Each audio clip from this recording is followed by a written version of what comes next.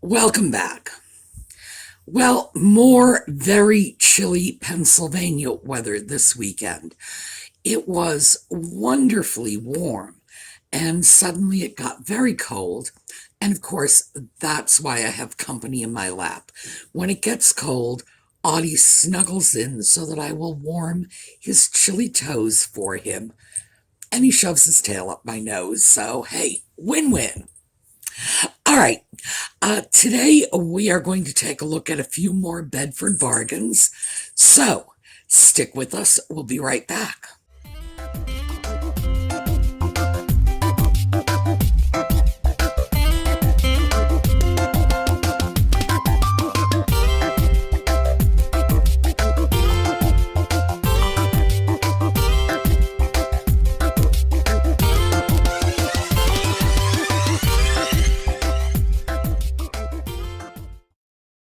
Okay, now this, like the last video, the one yesterday, is mostly about the shops where I just get great bargains, but they are often really mixed bags. Some things are, I cringe to say, overpriced because people have the right to ask whatever they want for their things, and if I don't want to pay it, I won't. So it's just that the prices are all over the place. Great bargains and not so great bargains side by side. So let's start with one of the booths where I get a lot of really good deals on salt and pepper shaker. Well, this is one of my favorite sources for salt and pepper shakers. And nice little Japanese lusterware pieces, $2. A very pretty little plate that's going into my Tidbit tray stash, $1. They are coming with me, or they're going to stay here. This, at $5, no, I don't think so. It is unmarked, but I know which company brought that in. This was an iRice, I-R-I-C-E, import. Mid-century Japanese import company. This was made in Japan. And they specialized in these little porcelain, hand-painted perfume bottles. So, another good reason to keep that list of importers going. Now let's see what we've got here.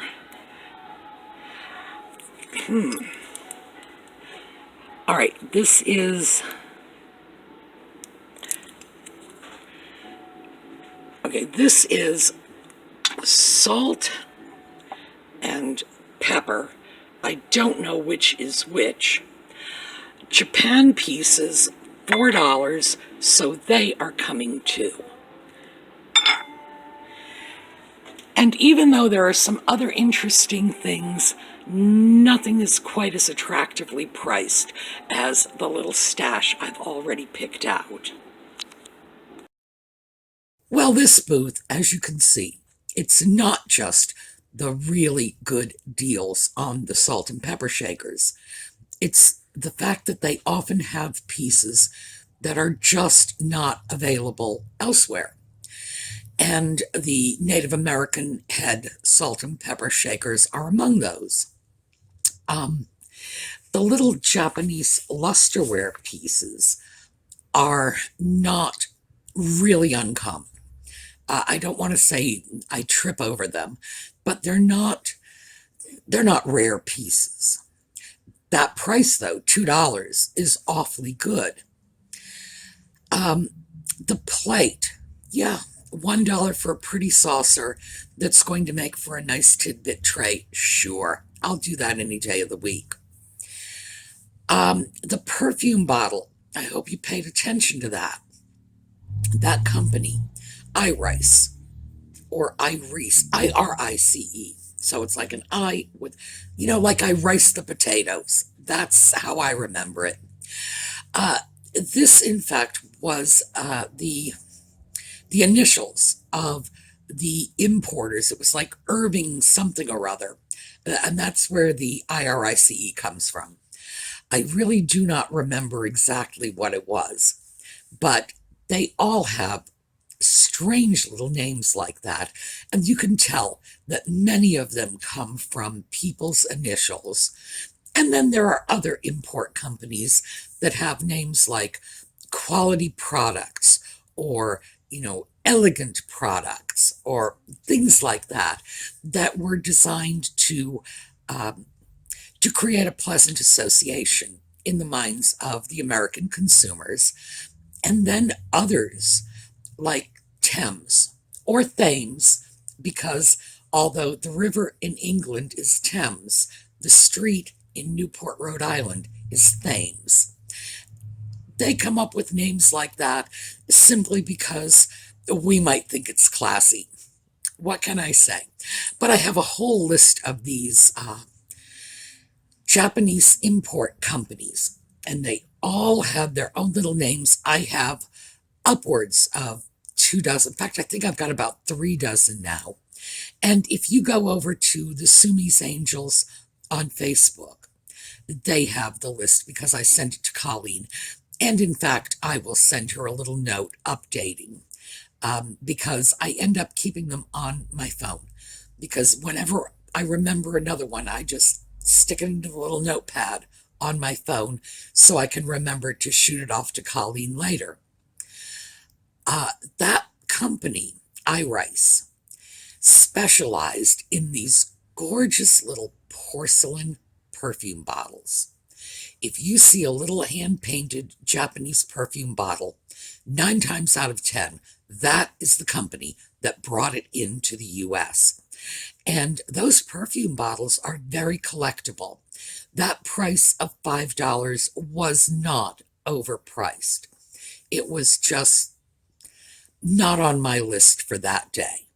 And who knows? I might eventually go back for it because the fact that that didn't appeal to me as one of the great bargains doesn't mean it wasn't a good deal. So remember that those perfume bottles are collectible. People do buy them. And interestingly enough, many of them still work. So there you go.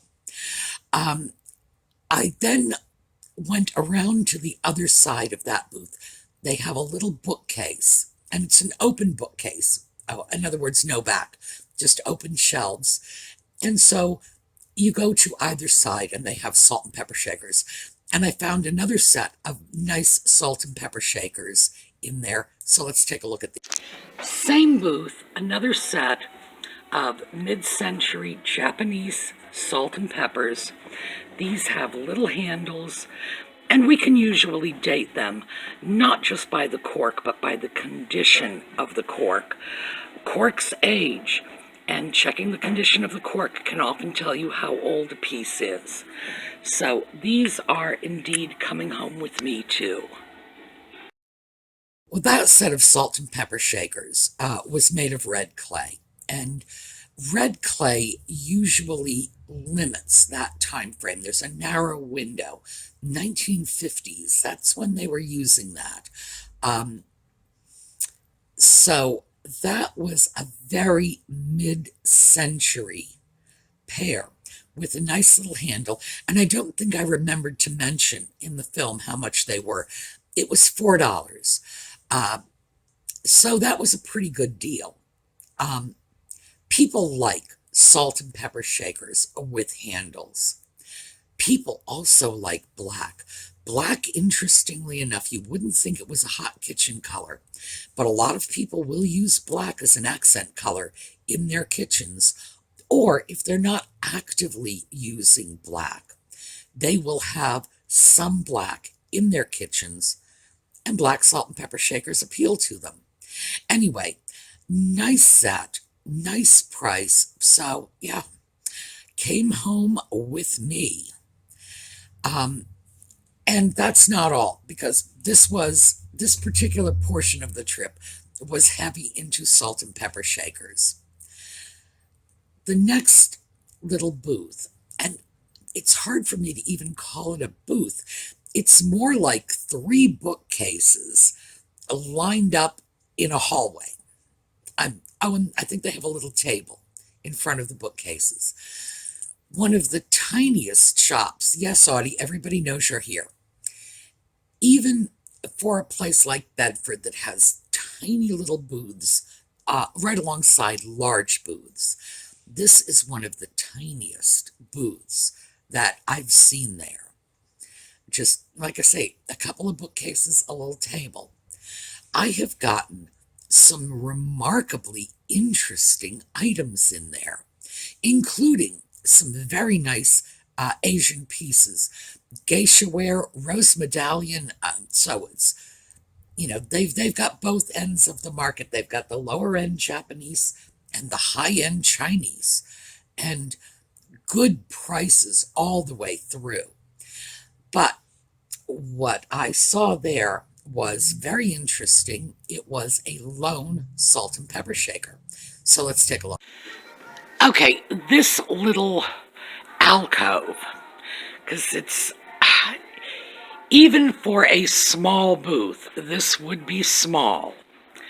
I have gotten some really interesting things in here, and let's home in on the piece that's coming home with me today. A single geisha ware salt shaker. The fact is that single shakers will sell. People do not always have to have their salt and pepper shakers in a set. You can always use a lone shaker for something completely different, like cinnamon for the breakfast toast. Or, for those of you on sodium-restricted diets, suddenly this becomes a pepper shaker and there's no salt on the table at all. So, I don't hesitate. I think this is a pretty piece. For $1, yeah, sure. So as I mentioned, I pick up geisha ware in that particular booth quite often. Usually it's nice quality geisha ware. In other words, it's reasonably well executed, no damage. In general, very nice pieces, often in the more unusual colors of like blue and green. And when I say blue and green, I'm referring to the rim of the pieces. And in this case, it was a lone salt shaker. It had some advertising on it. That printed stuff on the back was advertising from some restaurant. Ordinarily, I stay away from pieces like that.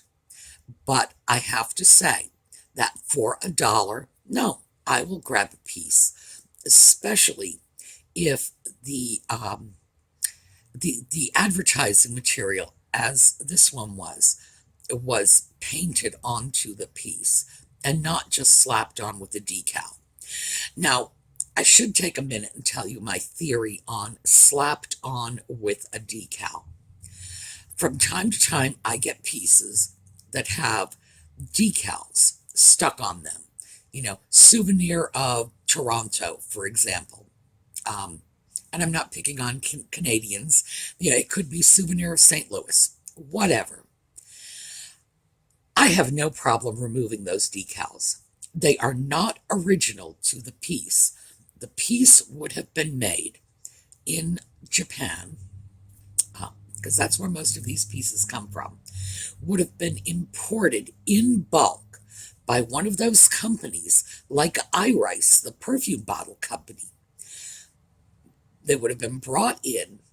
Then that importing company would have had contracts with the St. Louis Chamber of Commerce or whoever it is that was responsible for selling the St. Louis tourist memorabilia. And someone would have contacted them from St. Louis and said, "Hi, I'm with the St. Louis Chamber of Commerce, and I want 40 gross of lovely Japanese salt and pepper shakers, but I want you to put our logo on it."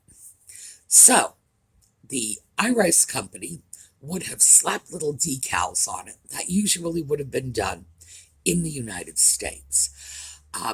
Conversely, the folks from the Chamber of Commerce might have brought in cases and had their own people slap little stickers on them.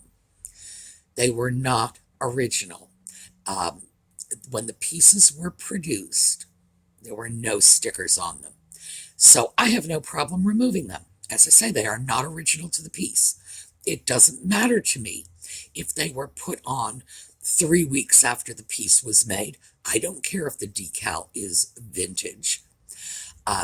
Most of the time, these decals have some damage because they're decals. They don't hold up as well as the original piece, and the original piece has more value without the decal. I will remove them. They are very, very easy to remove. You wash them off. I mean, you can literally remove them, not even by washing them, just by soaking them in hot water. Decal will disappear. All gone, no problem. I don't see that anyone could have a problem because, as I say, it's not original. This is something that was slapped on the piece later. Could have been as early as a week after the piece was made. On the other hand, it could have been 5 years after the piece was made, and you just don't know. So, will I get rid of a decal? You bet I will. And I will not consider that damaging the integrity of the piece, because after all, it might be a souvenir of St. Louis, but it was made in Japan. So it doesn't even have that connection with the place, with the name on the decal. Having said that, advertising memorabilia has its own market. In some cases, advertising memorabilia will sell very well. All depends on the product. In other cases, no, advertising detracts from the value. That's the way it is with souvenir pieces. People who buy souvenirs buy them to commemorate their own vacation in Honolulu or St. Louis or Toronto. Wherever it is they're going, it's their souvenir.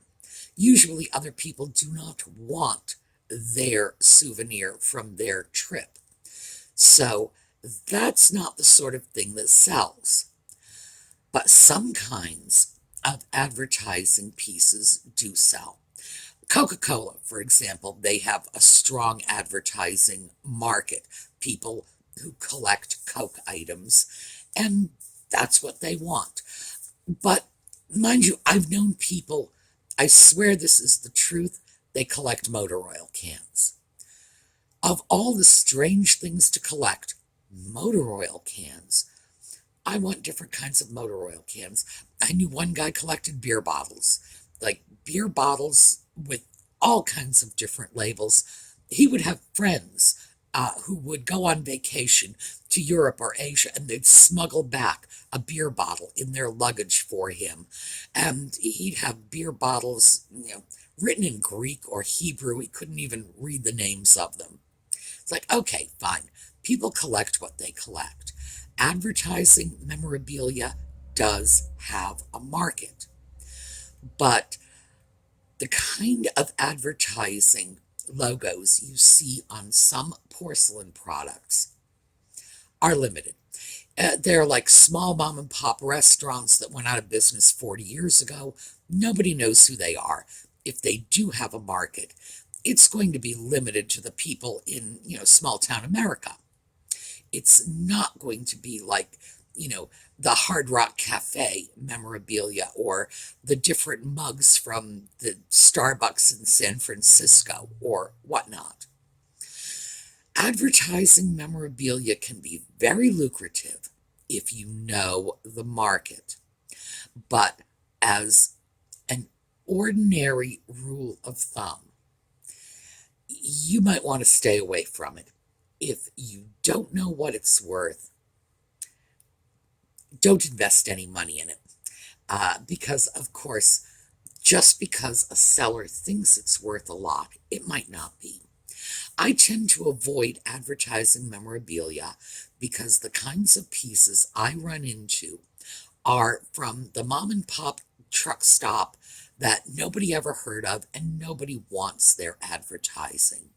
Also, things like Souvenir of St. Louis, that sort of thing. They do not increase the value of the item, they actually decrease it. So that's why I avoid it. But as I say, if this is something that is of interest to you, do your homework. Some pieces can be very valuable, whereas a very similar piece, you can pay $20 or $30 for it and find that it's worth $2. And if it's the right bit of Hard Rock Cafe memorabilia from the right location, you pay $20 or $30 and it's worth $200 or $300. It's something you really need to know about. It's a market you have to study. If you know the market, you can do well. If you don't know the market, it can be very disappointing. So that's just a little bit of advertising. In this case, that salt shaker or pepper shaker did have some advertising. Nicely printed, well done. I paid $1 for it. Would I have paid $5 or $10 for it? No, because it has advertising on it. At $1, I don't have a problem with it. It was low enough to compensate me for whatever loss I might take on the piece because a buyer might not want that advertising. So it's a winning proposition for me because the price was so low. All right, let's take another look at another Japanese piece in another one of those mixed bag booths. Now, we were in this booth just last week, and as I mentioned, I always come in here because it is such a mixed bag. It's places like this where you find good deals. And this is what I've come up with. A pretty little mid-century Japan vase, $2. I can either list this piece in my Etsy shop as is, and it will certainly find a home, or I can pop this into my Tidbit tray stash, because this would make a great little Tidbit tray topper. Yet that piece, I really do get a lot of good Asian pieces in that booth. The little vase I picked up was not a great piece, but it was inexpensive. It was $2. It's tiny. It's going to be easy to ship. It's going to be something I can throw in my Etsy shop at a low price, and it will appeal to someone. The price will appeal to someone too, and I can move that out very inexpensively. Meantime, I've salvaged a nice piece of porcelain, and I'm going to get it into the hands of someone who wants it, and I can feel good about that, because sometimes when I see pieces like that, I do feel bad leaving them behind. I do wonder what will become of them. I hope it's nothing bad. So I saved that little piece, and someone, as I say, will take an interest because I will be able to price it very attractively. So that was why I purchased that piece. Again, just a really good price.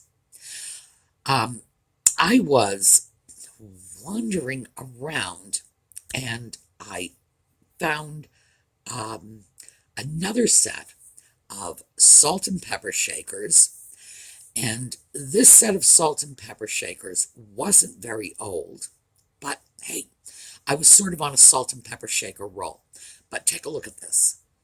Well, here we have a set of ceramic salt and pepper shakers. Vintage, but not really old. At $1.50, I am taking them with me, even though, as I say, they are not really old. I would estimate that these are probably 3rd, 4th quarter 20th century, but I like the colors. And, of course, ceramic salt and pepper shakers for $1.50. Yeah, I will take a chance on them. Again, super price at $1.50. I couldn't walk away from them. They're not really old. I'm guessing fourth quarter 20th century. I'll have to take a better look at them when I unpack them. But not old, but very attractive porcelain salt and peppers. Not a bad thing. And again, the price is so good that I can easily take a chance on them. And that was just, blowout pricing, basically. That's what caught me there. Let's see. Another blowout pricing piece. I saw this as I was coming down from the second story. Well, this sweet little creamer caught my attention as I was walking up to the register. Handmade by the Cush family, $2. I have no idea who the Cush family are, but they do nice work. So, bright, sunny, coming home with me. All right, I have no idea who the Cush family are. Not a clue. I went on the internet, I looked up Cush family potters. I couldn't come up with anything, although I did find someone named Cush doing a pottery video. Who knows if that's related to the Cush family potters. It was just a really nice little creamer, and it was $2. So again, the price really blew me away. So let's see, we have 1, 2, 3, 4, 5, 6, 7, 8, 10 items that I just showed you. The highest priced item was $5. It did not come home with me. The most expensive items to come home with me on this were 2 sets of salt and pepper shakers. Each one was $4. Other than that, we're talking about $1, $1.50, $2. Total thrift store prices, and in fact, really good even for a thrift store. Because I really want to show you that you can do this at antique malls. But as we are going out, let me show you something that I saw at Paul's. All right, this is another of Paul's little cubbies. And what we have here is a Lone Japan salt or pepper shaker, $1, very pretty, coming home with me. This is not. Let me get this out of the way. The price is a little high on this at $19, but this is a terrific set of mid-century spaghetti critters. And the mid-century feel of this should be very clear to anyone who grew up on the cartoons of the 50s and early 60s. We have a couple of three cartoon squirrels. Papa's wearing a bow tie and he's got the little kitties along with him. $19 Japan piece, the beautiful Japan glazing. Well worth it, but not coming home with me. Yeah, another fantastic little single salt and pepper shaker. It was $1, thrift store prices, but I wanted you to see those squirrels. At $19, it was not part of my little, thrift store pricing adventure, but I did want you to see them, mostly because they were just so gosh darn cute, and they just reminded me of Saturday morning cartoons. All right, so having seen all this, as I say, we're looking at an average price of under $2 a piece. Just under, but still under $2 a piece for everything that came home with me. It can be done. Now, have a terrific day. I will see you all tomorrow. We've got something very special planned for you tomorrow. It's not going to be a project video, but it's definitely going to be worth looking at. So I'm going to leave it as a surprise. We'll see you then.